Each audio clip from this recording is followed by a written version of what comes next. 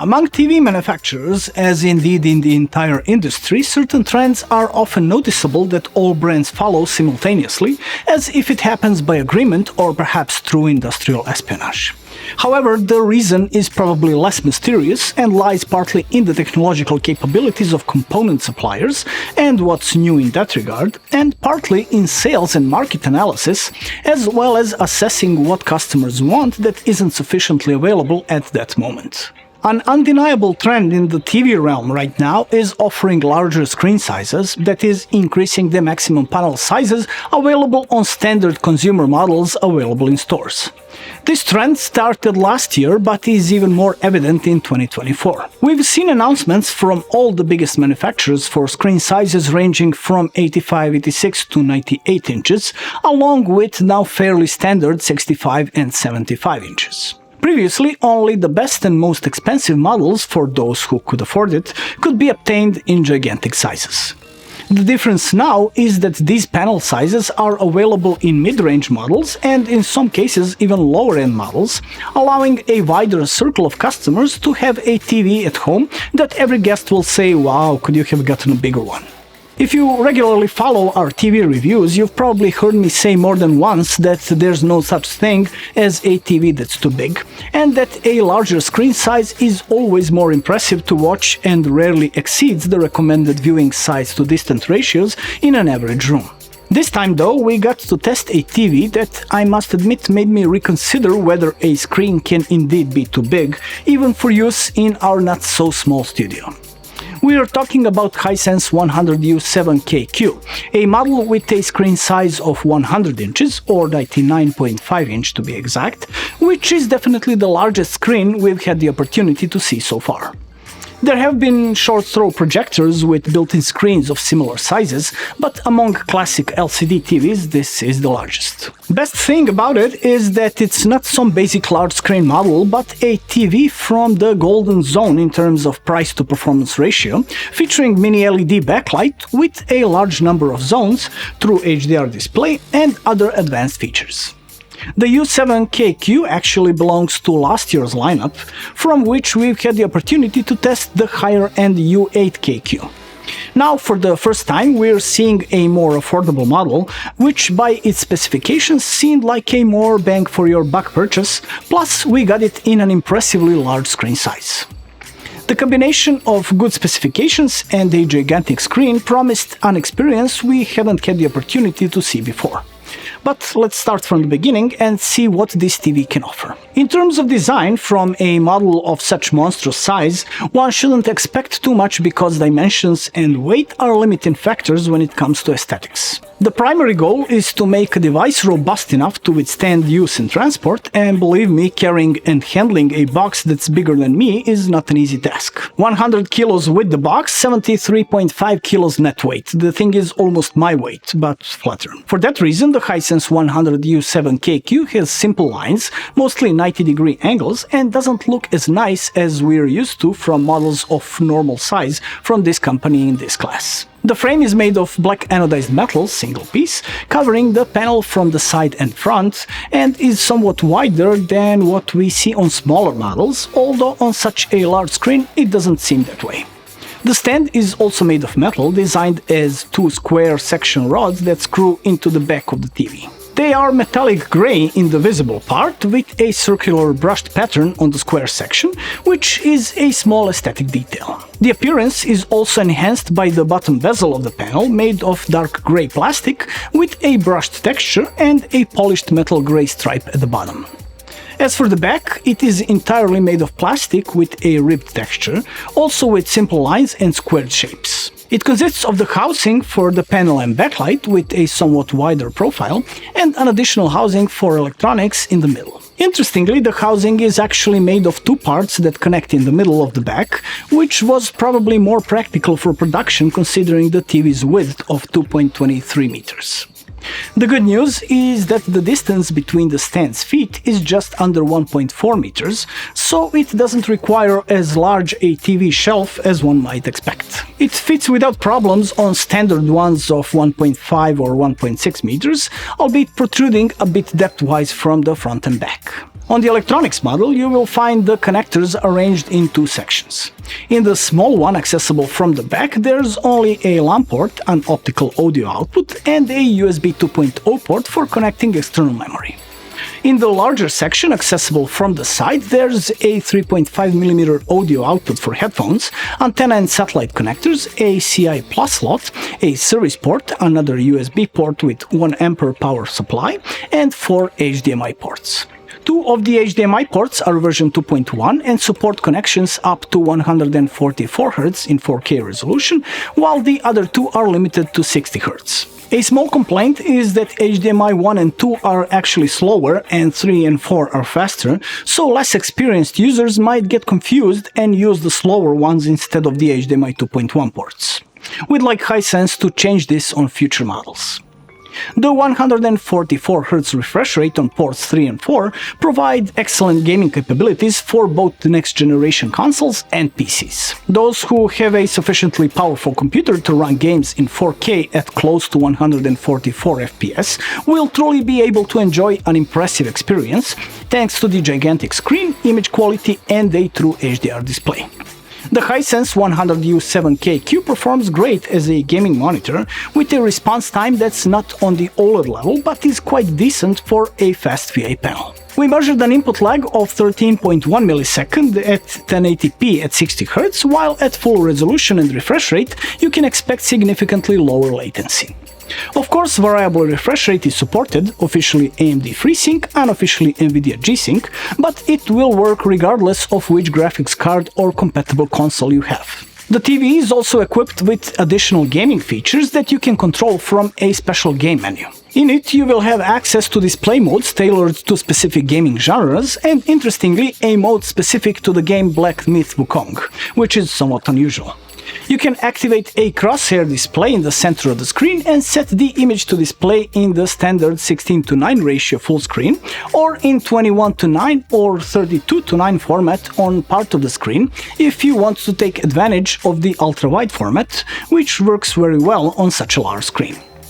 All in all, a very impressive TV for gaming, although that's just one aspect in which it excels. Another thing that pleasantly surprised us, although we had high expectations from this model based on our experience with the more expensive U8KQ, is the image quality. The Hisense 100U7KQ comes with a VA panel with quite a high static contrast ratio that we measured at 5973:1. The natural contrast is additionally and significantly enhanced by mini LED backlight with local dimming in 1620 zones, allowing for very fine dimming control and excellent performance in terms of black levels, which in many cases will be practically at OLED levels, or zero. As for maximum brightness, the highest measured value was an excellent 1660 nits, which in combination with local dimming enables a true HDR display and impressive dynamic range that the TV can display. At 1% and 100% window sizes, the maximum brightness is just over 700 nits and over 1100 nits with other coverage percentages. So the Hisense 100U7KQ definitely has plenty of brightness at its disposal, especially at higher coverage where it is significantly brighter than current OLED models. Unlike OLED, blooming around bright objects on a black background isn't exactly zero, but we can say that it's absolutely low enough not to be a nuisance. It's almost imperceptible in most situations and will only be noticeable in certain combinations of object size and brightness on a black background. Additionally, on such a large screen, bright objects, even on black background, emit so much light that they mask any imperfections in terms of local dimming. The single dimming zone size is very small, only a few centimeters across, and within it the black level will be at an excellent VA level at bright detail brightness levels of a few hundred nits, or up to a maximum of 0.13 nits at maximum brightness, which is barely noticeable in actual content you'll be watching. In the test with white subtitles on a black background, blooming is low enough to be just slightly noticeable if you focus in the dark room, so it doesn't spoil the experience. In all other situations, you won't even notice it. In any case, the image performance is very close to the U8KQ model, but for less money for an equivalent screen size, which is impressive in itself. Personally, I'd rather choose the larger U7KQ over the smaller U8KQ. As for color reproduction, the VA panel is also enhanced with a quantum dot filter layer in this case, which in combination provides characteristically saturated and vivid colors.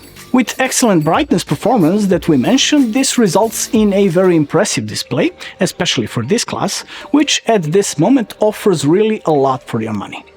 It is a 10-bit or specifically 8-bit plus FRC panel that, according to our measurements, is capable of displaying a respectable 91.2% of the DCI-P3 spectrum. Factory color calibration is decent with the best measured delta E of 3.4 in Cinema Day mode. Besides it, you also get Cinema Night, Standard, Filmmaker, Dynamic and Sports modes. The panel is of course 4K resolution, which on such a large screen isn't expected to be as sharp as on 55 or 65 inches. 8K would be a more natural choice on some more expensive model, although this relates to viewing from close distances at which you probably won't use such a large TV. We must say, however, that the impression in that regard is better than on the 85-inch model we've recently seen from another manufacturer, and it didn't bother us at all in real use. On the other hand, a 100-inch screen truly provides a special, practically movie theater-level viewing experience. It's worth mentioning that the panel boasts very good uniformity with only minimal variations along the corners of the screen. Viewing angles are at best average for VA panels, so when viewing from an angle greater than about 45 degrees, color saturation will decrease. For that angle, however, you will need a fairly wide room due to the 100-inch screen size, so we'd say that in most cases it doesn't pose a problem. The Hisense 100U7KQ also offers quite rich options in terms of image processing, from controlling the level of local dimming, dynamic tone mapping, improving near black detail level, noise reduction and MPG artifact reduction, to improving the display of color gradients and more. The TV is equipped with an ambient light sensor that's also used in image processing, so in addition to all standard HDR formats, it also supports HDR10 Plus Adaptive and Dolby Vision IQ that adapt the display to the current conditions in the room. This model also supports an intelligent picture mode that will automatically assess the optimal image parameters in relation to the content being played. What it does is subtle when compared to, for example, Filmmaker mode, but we'd say it is a good starting point, at least until you get to know the TV and perhaps delve into detailed parameters to adjust the image to your preference. Of course, MEMC or motion processing is also supported, which is very important for a good impression, especially when watching movies. The quality of implementation is standard for Hisense, not top-notch but very solid. MEMC features several predefined modes, as well as manual adjustment via two sliders for reducing judder and blur. Film mode is quite good for those who like a natural film display but without stutter, while smooth is very fluid, practically soap opera smoothness, but with some expected artifacts on the edges of objects during sudden changes.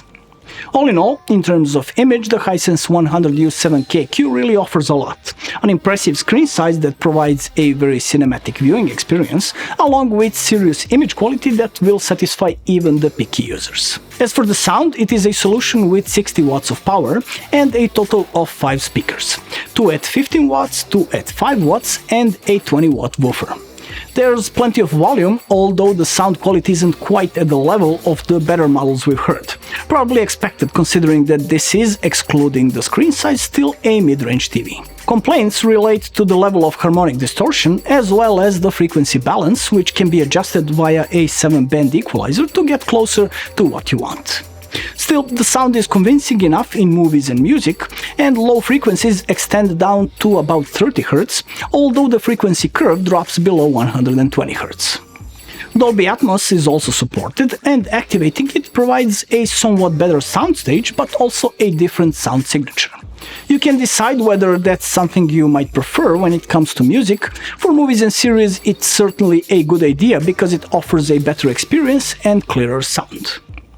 Speaking of clarity, it is interesting that there's also a dialogue enhancement option to improve the audibility of dialogues, but it's located in the accessibility submenu, not among other sound-related options. Regarding smart capabilities, the Hisense 100U7KQ is based on the VIDA U7.0 platform, which is quite mature and optimized at this point, offering a very good user experience. The interface is one of the better ones in the smart TV domain, clear, easy to navigate, fast and simple to use. The home screen consists of a line with installed applications, content suggestions below it from various installed streaming services, shortcuts for search input selection and settings along the left edge of the screen, and a large banner at the top where, in addition to shortcuts for certain functions, you can occasionally see ads. They gotta make a living somehow, I guess. As for applications, most of the popular video and music streaming services are available, except for Macs, which is still missing. There are also applications from some local TV providers, as well as a multitude of useful and less useful applications, lots of content for kids and some basic games. Speaking of games, several cloud gaming services are also supported, such as Boostroid and Blacknut, so it's possible to play PC games without any additional hardware. You just connect a gamepad to the TV. Among specific applications, there's also Vida Free, which unifies free video content from various services, as well as the redesigned Vida Art, which will display decorative images on the TV screen when you're not using it. In this new version, the image provider has changed from DeviantArt, which previously featured modern and web art, to Windows Site, which contains a selection of classical artworks. Some require payment, but there are enough free ones for situations when you want an oil painting on your wall instead of a TV. The TV is controlled via a remote similar to the one we've seen before on Hisense TVs, but which seems even higher quality and more compact and convenient. The body is made from a single piece of aluminium with short travel buttons and a clear click. It offers shortcuts for all functions and some popular streaming services. The TV also supports voice control via the Vida Voice function, allowing you to issue voice commands in one of the supported languages, of which admittedly there aren't many, such as adjusting the volume, selecting inputs, and searching for content. All in all, the Hisense 100U7KQ is a truly impressive TV, even if it actually belongs to the mid-range devices in this company's lineup. We'd say it's such a well-balanced model that having it at a large screen size only makes even more sense. Outstanding picture quality in all aspects, from brightness to color reproduction, excellent local dimming performance and black levels, plus a movie theater-like viewing experience thanks to the 100-inch screen size.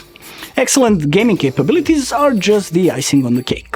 The sound and smart features are good, although not without flaws, but overall we consider it an extremely interesting choice for those who want a large screen but don't want to compromise on a certain level of picture quality.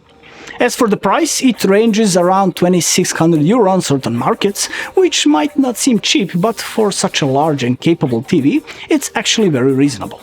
Some competing models of comparable size and performance cost twice as much. That would be all for our impressions, but we'd love to hear yours about this unusual TV, so please share them with us in the comments below this video. If you enjoyed our review, please consider leaving a thumbs up and maybe consider subscribing to our channel for more interesting tech content. You were watching Bench House, my name is Ivan, and I'll see you next time.